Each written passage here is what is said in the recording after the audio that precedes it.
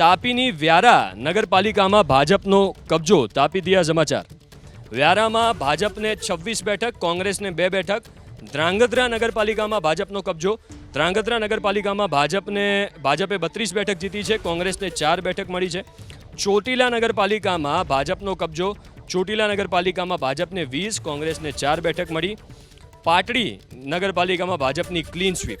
પાટડીની તમામ 24 બેઠક ઉપર ભારતીય જનતા પાર્ટીની જીત થઈ છે. તો નગરપાલિકાના આંકડા. તાપીની વ્યારા નગરપાલિકામાં ભાજપનો કબજો. વ્યારામાં ભાજપને 26 બેઠક, કોંગ્રેસને 2 બેઠક મળી છે.